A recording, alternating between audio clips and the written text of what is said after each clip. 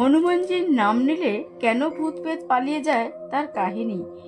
হনুমানজির নাম শুনলে ভূত প্রেত কেন ভয় পায় তার পেছনে মূলত শ্রী রামচন্দ্রের প্রতি তার ভক্তি এবং ভগবান শিবের আশীর্বাদ জড়িয়ে আছে। পৌরাণিক বিশ্বাস ও লোককথা অনুযায়ী এর কয়েকটি প্রধান কারণ। হনুমানজিকে ভগবান শিবের 11তম রুদ্র অবতার মনে করা হয়। শিব হলেন ভূতনাথ বা ভূত প্রেতেদের অধিপতি।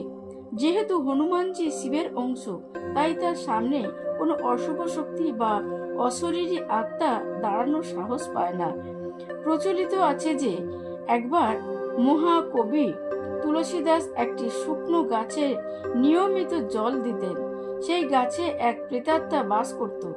তুলসীদাসের ভক্তিতে তুষ্ট হয়ে প্রেতাত্মা তাকে দেখা দেয় এবং বর দিতে চায়।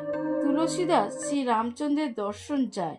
প্রেতাত্মা জানায় যে শ্রীরামের দর্শন করানো ক্ষমতা তার নেই, তবে সে হনুমানজির ঠিকানা দিতে পারেন।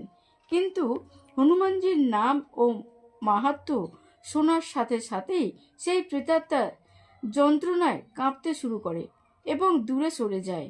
এই কাহিনীটি প্রমাণ করে যে হনুমানজির তেজ প্রেতাত্মারা সহ্য করতে পারেন না। হনুমানজি সীতা মায়ের কাছ থেকে অমরত্ব এবং অষ্টসিদ্ধি, 8টি অলৌকিক ক্ষমতা ও নবসিদ্ধি আশীর্বাদ পেয়েছিলেন।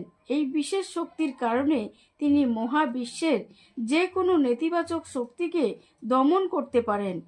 হনুমান চালিসা একটি বিখ্যাত লাইন হলো, ভূত পিশাচ নিকট নহি আবে, মহাবীর জপ নাম শুনাভে।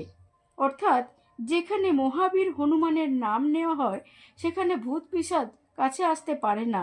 ভক্তদের বিশ্বাস এই মন্ত্রটি জপ করলে চারপাশের একটি সুরক্ষা বলয় তৈরি হয়।